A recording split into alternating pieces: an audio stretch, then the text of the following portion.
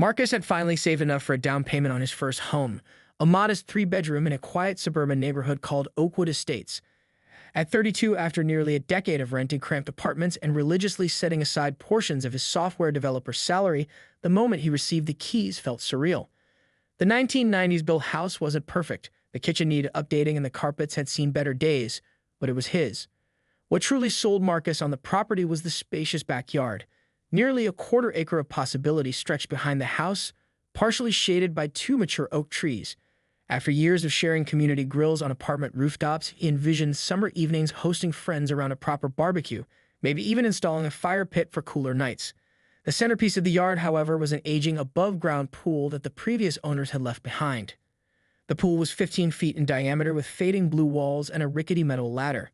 During the home inspection, the inspector had noted it was at the end of its serviceable life, with a liner that showed signs of cracking and a filtration system that made alarming noises when tested. Still, its presence sparked Marcus's imagination. One day he thought he'd replace it with a proper in-ground pool, something elegant that would transform the yard into the entertainment space he'd always wanted. During his first week in the home, Marcus found himself waking early, brewing coffee, and sitting on his back deck just to absorb the quiet joy of ownership. The neighborhood came alive around him. Retirees walking dogs, parents hustling children to school buses, lawn sprinklers creating rainbow prisms in the morning light. It felt like the community he'd been searching for. By the end of his first month, Marcus had made a point to introduce himself to as many neighbors as possible.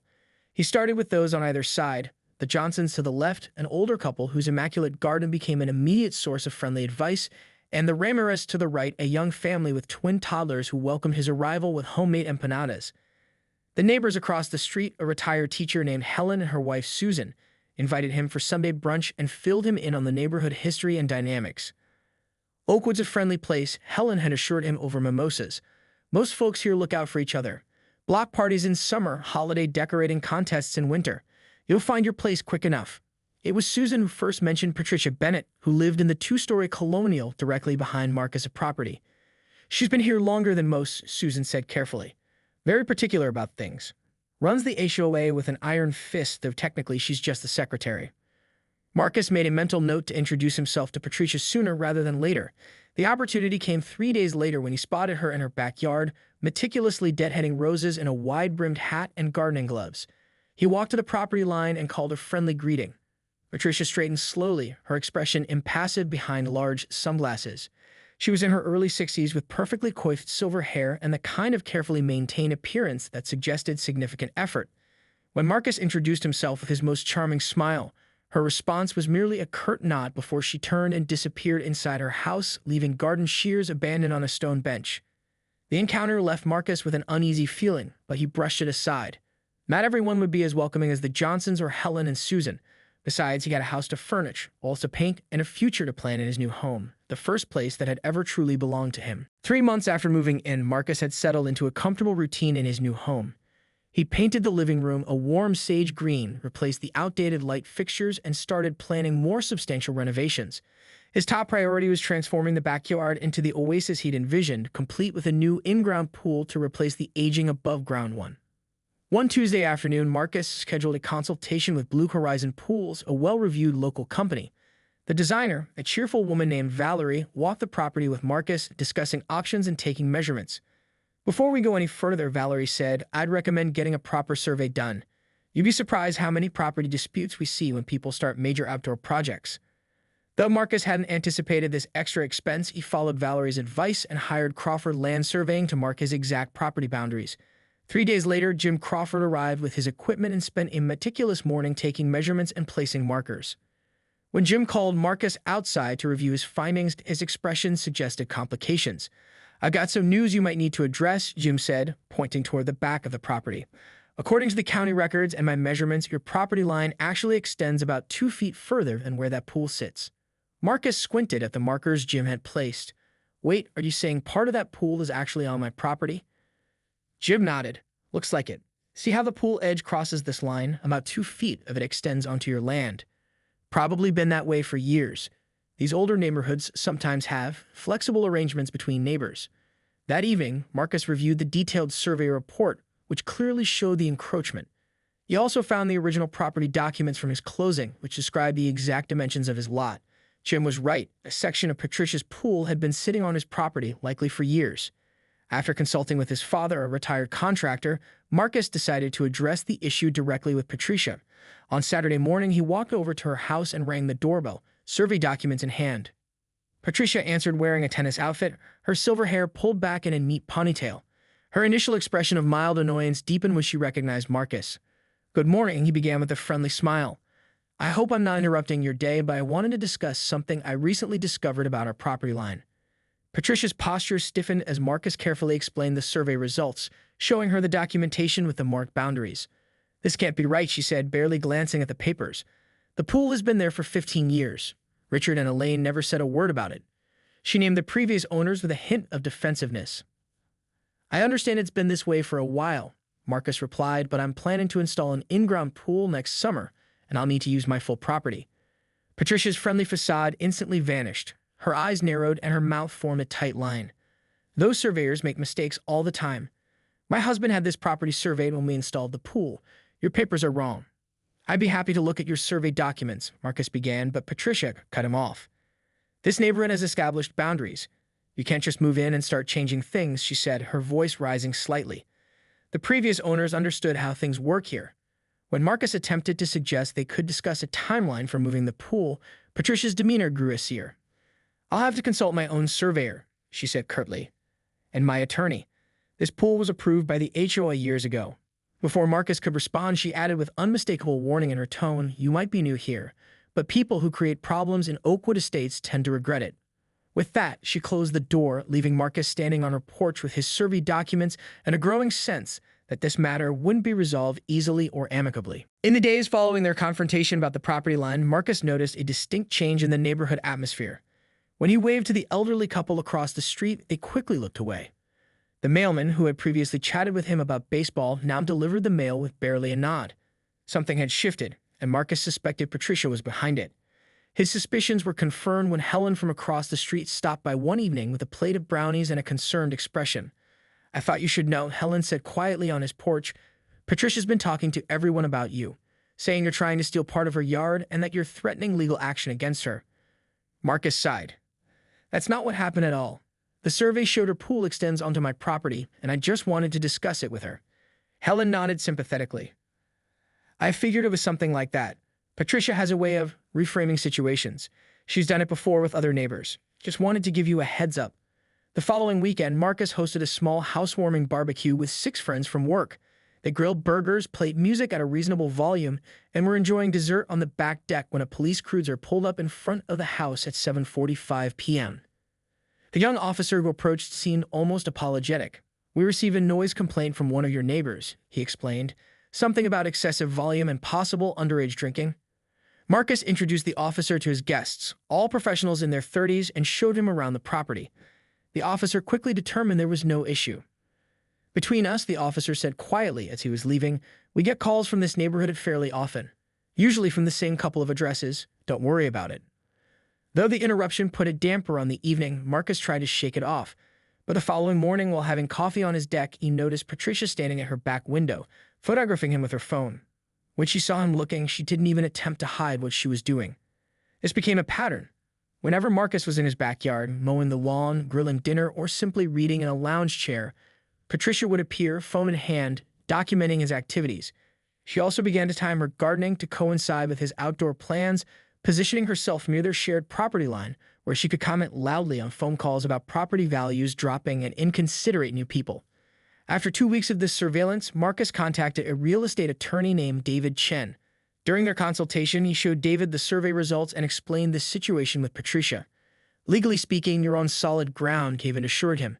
"Your survey clearly shows the encroachment, and you have every right to reclaim your property line." "So I can just tell her and move the pool?" Marcus asked. David winced. "You can, but neighbor disputes can get complicated and ugly. My recommendation would be to document everything. Keep a log of her behavior, stave any communications, take photos of the encroachment, and then send her a formal letter outlining the issue and proposing a reasonable timeline for addressing it."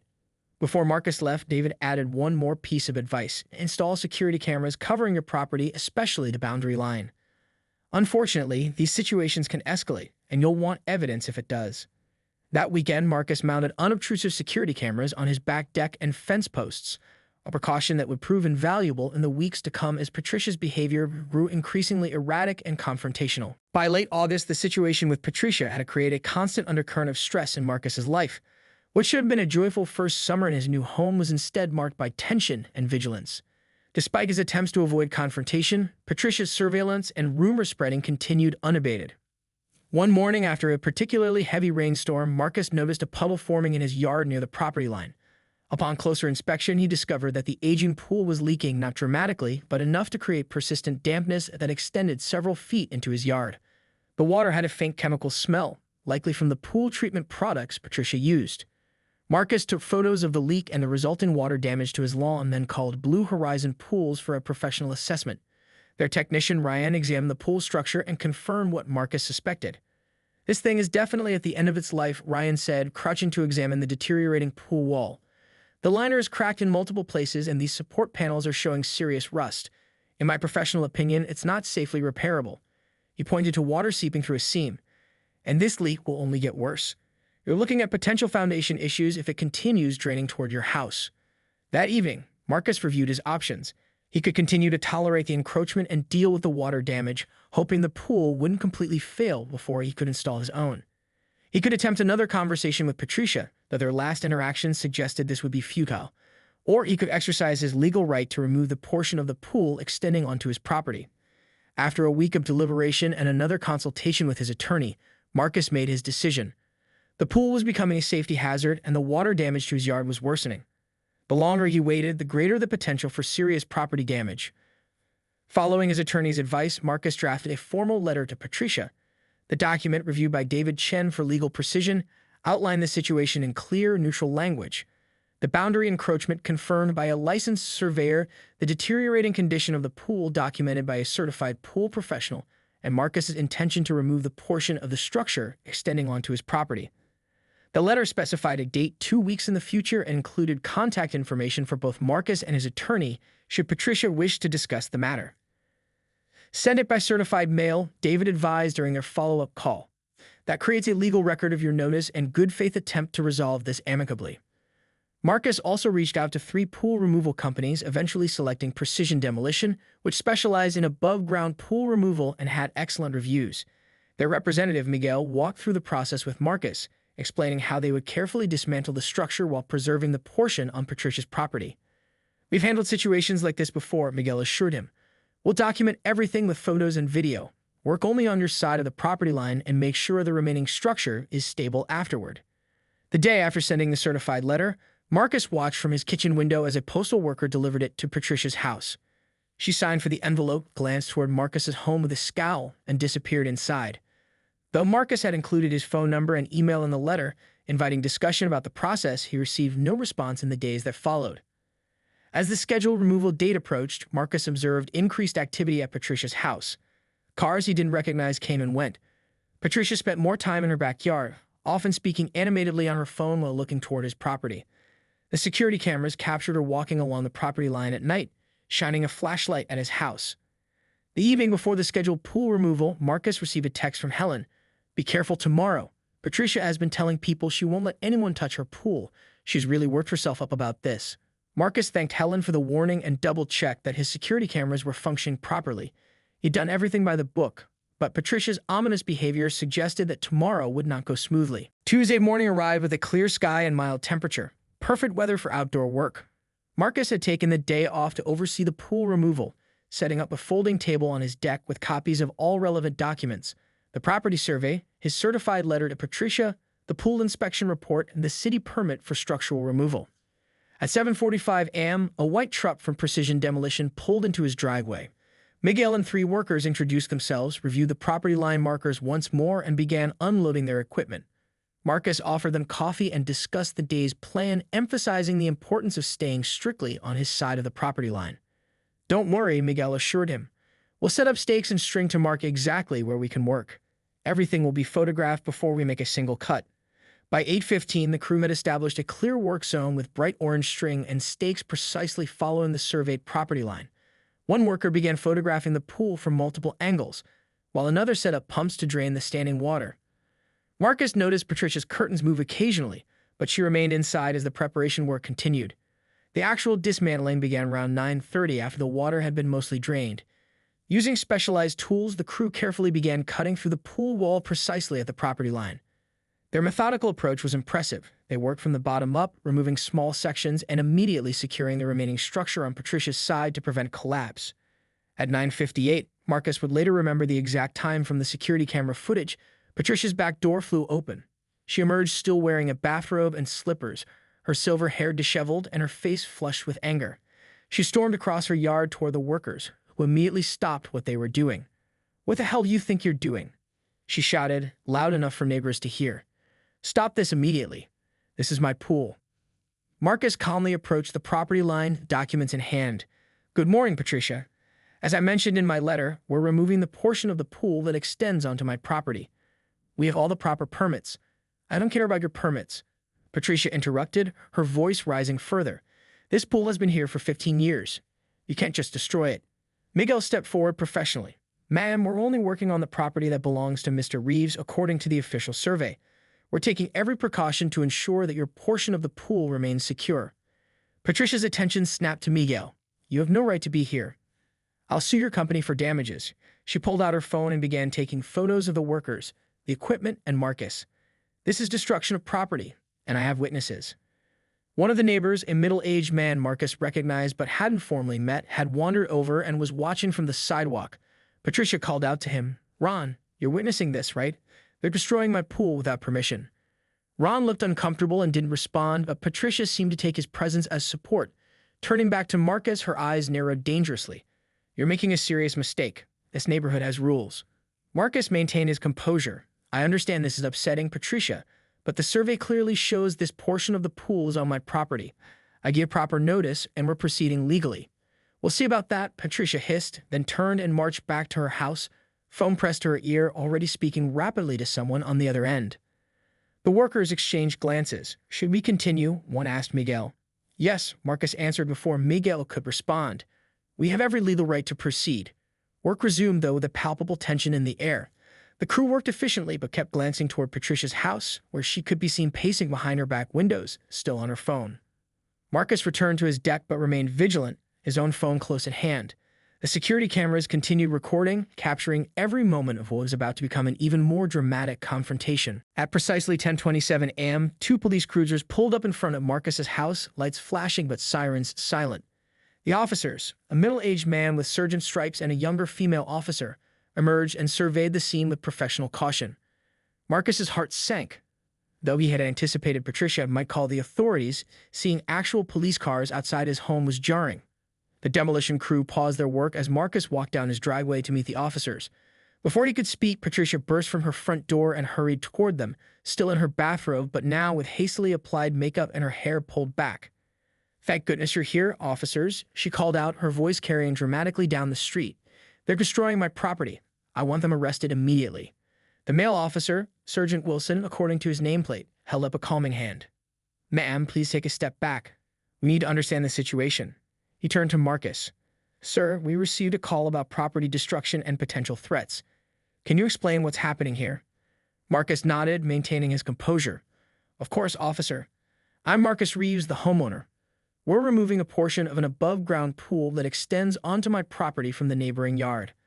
I have all the documentation, property survey, legal notices, and city permits." "He's lying," Patricia interjected. "That pool has been there for 15 years. He's trying to steal my property." "Ma'am, please," the female officer, Officer Chen, said firmly. "We need to hear from both parties separately." By now, several neighbors had emerged from their homes, watching from their front yards. Marcus recognized Helen and Susan across the street, looking concerned. The Ramirez family stood on their porch with their twin toddlers. An older man was walking his dog slowly past the scene, clearly trying to catch details of the unfolding drama. Sergeant Wilson followed Marcus to his deck, where the neatly organized documents were still laid out on the folding table. Marcus methodically walked him through each one, the property survey clearly showing the encroachment, the certified mail receipt confirming Patricia had received his notice, the inspection report detailing the pool's deteriorating condition, and the city permit for the removal work. "The crew is being extremely careful to only remove the portion on my property," Marcus explained, pointing to the bright orange string marking the property line. They're stabilizing her portion of the pool so it remains secure on her property. Meanwhile, Officer Chen was speaking with Patricia, whose gestures were becoming increasingly animated. Marcus could hear fragments of her complaints, lowering property values, harassment, threatening behavior. After reviewing all the documentation, Sergeant Wilson radioed Officer Chen, and they conferred briefly near their cruisers. Patricia stood nearby, arms crossed tightly over her chest, glaring at Marcus. The demolition crew remained by their truck, speaking quietly among themselves. Finally, both officers approached Marcus, with Patricia trailing behind them despite Officer Chen's visible attempt to have her wait.